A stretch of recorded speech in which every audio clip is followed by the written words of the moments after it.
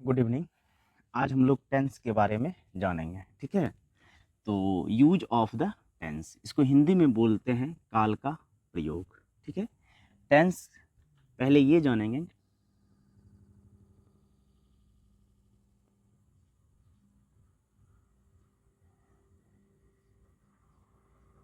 There are THR 3 there are three types of tense. There are three types of tense. Hindi में इसको बोलते हैं काल के मुख्यतः तीन भेद हैं। पहला प्रेजेंट टेंस, जिसको हिंदी में बोलते हैं वर्तमान काल।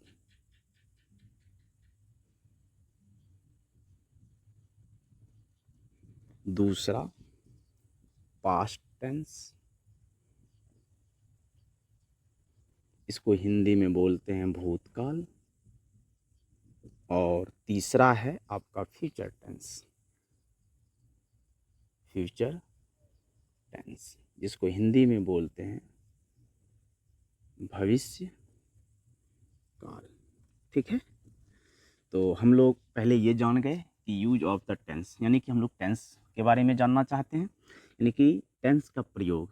टेंस का प्रयोग, टेंस जो है तीन प्रकार का होता है। There are three types of tense, यानी कि काल के मुख्यतः तीन भेद हैं। कौन कौन सा टेंस है? प्रेजेंट टेंस, पास्ट टेंस और फ्यूचर टेंस, ठीक है। Present tense, past tense, future tense. प्रत्येक टेंस के यानी कि चार चार प्रत्येक टेंस के चार चार उपभेद होते हैं, ठीक है। प्रत्येक टेंस के, प्रत्येक काल के या प्रत्येक टेंस के चार उपभेद होते हैं। अब इसके नीचे आपको लिखना है ये तीन, ये जो है प्रत्येक, इसका भी, इसका भी, इसका भी, माने कि प्रेजेंट टेंस के और पास्ट टेंस के और फ्यूचर टेंस, तीनों के चार चार उपभेद होते हैं।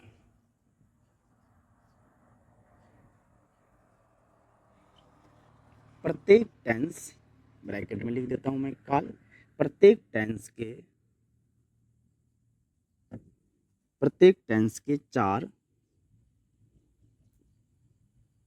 उपभेद होते हैं, ठीक है। प्रत्येक टेंस के चार उपभेद होते हैं। जैसे कि अब पहला देख लेता हूं, प्रेजेंट टेंस के। प्रेजेंट टेंस के प्रेजेंट टेंस के चार उपभेद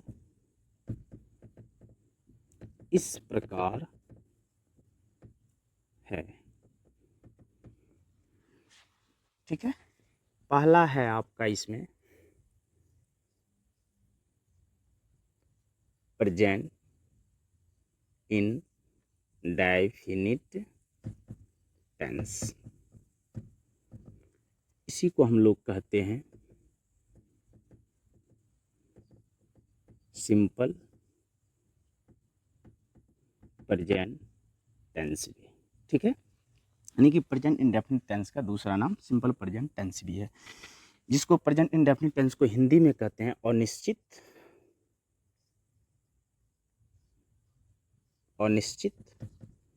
वर्तमान काल, ठीक है। अनिश्चित वर्तमान काल। इसको, वीडियो को स्टॉप करके आप इसका आराम से कॉपी में नोट कर सकते हैं, नोट कर लीजिए। दूसरा होता है प्रेजेंट इम्परफेक्ट टेंस, ठीक है। इसी को हम लोग बोलते हैं, ये भी इसी का दूसरा नाम ये भी है प्रेजेंट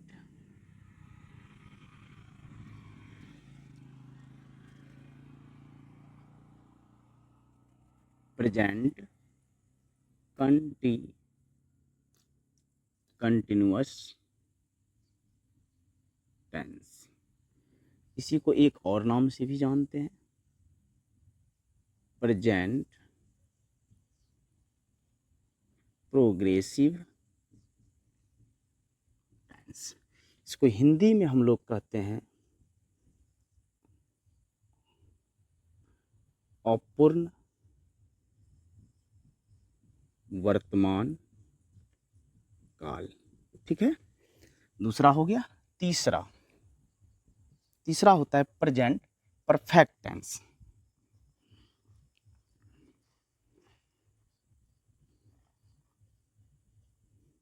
प्रेजेंट परफेक्ट टेंस, इसको हिंदी में कहते हैं पूर्ण वर्तमान काल। पूर्ण वर्तमान काल। ठीक है, और लास्ट यानी चौथा present perfect continuous tense. Continuous इसको कहते हैं हिंदी में क्या कहते हैं, पूर्ण अपूर्ण वर्तमान काल। ठीक है, ये हमने एक टेंस के बारे में उसका चारों फॉर्म यानी चार जो उसका पार्ट्स है, चारों पार्ट्स को हमने देख लिया। प्रेजेंट टेंस के बारे में, प्रेजेंट टेंस के कितने भेद होते हैं, कितने उपभेद हैं? प्रेजेंट टेंस के चार उपभेद हैं। पहला था आपका प्रेजेंट इनडेफिनिट टेंस, जिसको सिंपल प्रेजेंट टेंस भी कहते थे। दूसरा था प्रेजेंट इम्परफेक्ट टेंस, इसी का दूसरा नाम है और भी नाम है प्रेजेंट कंटिन्यूअस टेंस। तीसरा नाम है इसका प्रेजेंट प्रोग्रेसिव टेंस, जिसको हिंदी में कहते हैं अपूर्ण वर्तमान काल। तीसरा है प्रेजेंट परफेक्ट टेंस, जिसको पूर्ण वर्तमान काल कहते हैं। और चौथा हो गया आपका प्रेजेंट परफेक्ट कंटिन्यूअस टेंस। इसी प्रकार से पास्ट टेंस और फ्यूचर टेंस के भी चार चार उपभेद हैं, वो भी मैं नोट कर देता हूँ। उसको नोट में लिख लीजिए, आपको घर में लिख लेना है। ठीक है, इसी तरह पास्ट टेंस और फ्यूचर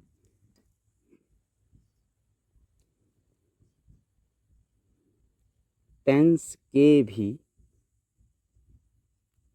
चार चार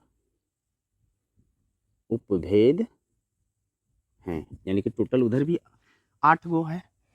ठीक है, तो अब हम लोग जो है बारी बारी से एक एक पहले प्रेजेंट टेंस को पूरी तरह से पढ़ लेंगे। प्रेजेंट टेंस के ये चारों रूप को पढ़ लेंगे, पढ़ लेंगे पहले, उसके बाद फिर पास्ट टेंस पढ़ेंगे, उसके बाद फ्यूचर टेंस पढ़ेंगे। तो सबसे पहले हम लोग पढ़ेंगे इसमें से प्रेजेंट इंडेफिनिट टेंस को। ठीक है, इसको आप लोग नोट कर लीजिए। अब प्रेजेंट टेंस का पहला उपभेद का जो नाम है उसका नाम है प्रेजेंट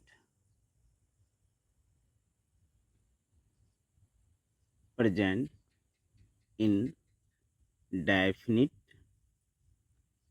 टेंस, यानी इसी को क्या कहते हैं, सिंपल प्रेजेंट टेंस। ठीक है, अब हम लोग प्रेजेंट इंडेफिनिट टेंस और सिंपल प्रेजेंट टेंस के बारे में जानेंगे कि प्रेजेंट इंडेफिनिट टेंस में हिंदी के किस वाक्य का अनुवाद प्रेजेंट इंडेफिनिट टेंस में होगा। ठीक है, तो जैसे कि हम लोग जो सीखते हैं हिंदी को ही तो अंग्रेजी में ट्रांसलेट करते हैं ना। तो सबसे पहले हम लोग ये जानेंगे कि हिंदी का ऐसा कौन सा वाक्य है जिसका अनुवाद प्रेजेंट इंडेफिनिट टेंस में होगा। ठीक है, तो इसको पहले समझना है। तो इसको समझने के लिए आप इसको लिख लीजिए कि हिंदी वाक्य के जिस क्रिया के अंत में ता है, ती है इत्यादि रहता है, उस क्रिया का अनुवाद प्रायः जो है प्रेजेंट इंडेफिनिट टेंस में होता है। ठीक है, जैसे कि मैं खाता हूँ, मैं सोता हूँ, मैं पढ़ता हूँ, मैं जाता हूँ, मैं स्कूल जाता हूँ, मैं स्कूल से आता हूँ, इस प्रकार का अनुवाद जो है प्रेजेंट इंडेफिनिट टेंस में होगा। तो हम लोग इसको जो है पहले थोड़ा सा हिंदी में लिख लेते हैं। हिंदी वाक्य के जिस क्रिया के अंत में, हिंदी वाक्य के जिस क्रिया के अंत में ता है, ती है, ते हैं, ता हूं, ती हूं, ते हैं,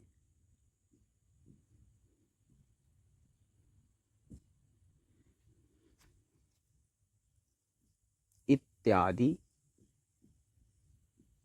रहता है, उस वाक्य के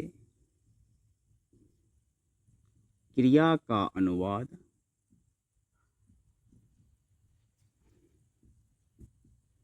प्रायः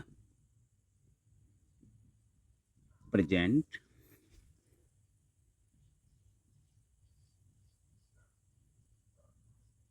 इंडेफिनिट टेंस में होता है। ठीक है, लिखे हैं हिंदी वाक्य के जिस क्रिया के अंत में ता है, ती है, ते हैं, ताहूं, तीहूं, ते हैं इत्यादि रहता है, उस वाक्य के क्रिया का अनुवाद प्रायः प्रेजेंट इंडेफिनिट टेंस में होता है। ठीक है, और इसका एक जनरल फॉर्मूला होता है,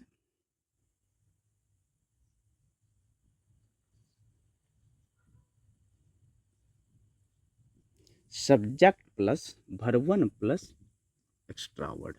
ठीक है, समझ गए? या इसी को ऐसे भी लिख सकते हैं आप, subject plus verb 1 plus extra word. Subject को ऐसे सूचित करते हैं। ठीक है, अब हम लोग इसमें जो है और कुछ है, जैसे कि नोट करके आप लिख सकते हैं कि प्रेजेंट इंडेफिनिट टेंस में जो है किसी भी अस्थायी कार्य को भी बताता है। ठीक है, लेकिन हम लोग पहले बेसिक चीज़ में छोटा सा ही पहले देख लेंगे, उसके बाद फिर आपको इसके बारे में डिटेल से हम बताएंगे। एक चीज़ नोट में इसमें ये लिखना है अनुवाद बनाने से पहले कि जब या यदि या जब कहिए, जो भी बात कहिए, यदि कर्ता थर्ड पर्सन सिंगुलर नंबर में हो तो क्रिया के अंत में एस या ईएस जोड़ा जाता है। ठीक है, जैसे एग्जाम्पल में देखिए, राम खाता है। इसमें कर्ता कौन हुआ? कौन खाता है? राम खा रहा है, यानी कि कर्ता क्या हुआ? राम हुआ, यानी सब्जेक्ट कौन है? राम हुआ। तो इसको राम को राम लिख दिए। और राम क्या कर रहा है? क्रिया क्या कर रहा है? खा रहा है। खाना का इंग्लिश क्या होता है? ईएटी, इट मीन्स खाना। ठीक है, लेकिन राम क्या है? थर्ड पर्सन सिंगुलर नंबर में है, इसीलिए इसके अंत में, क्रिया के अंत में क्या लगेगा? एस या ईएस लगेगा, तो इसमें एस लगेगा। ठीक है, जुट गया। जैसे वह जाता है, वह जाता है, वह जाता है, तो पहले इस वाक्य के से कैसा बोधर है? वह का दो अंग्रेजी में होता है, एक होता है ही और एक होता है सी, लेकिन ही का यूज करते हैं पुरुष जाति के लिए और सी का यूज करते हैं स्त्री जाति के लिए। तो वह जाता है,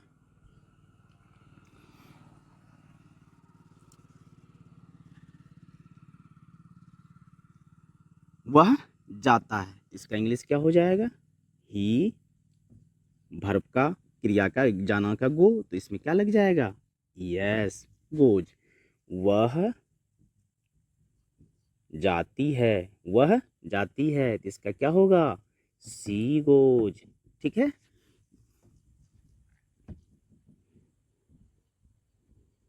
तुम खाते हो, तुम खाते हो। इसका अनुवाद कैसे बनाएंगे? तुम का कौन खाता है? तुम। तो ये हो गया सब्जेक्ट, यू इट। आप लोग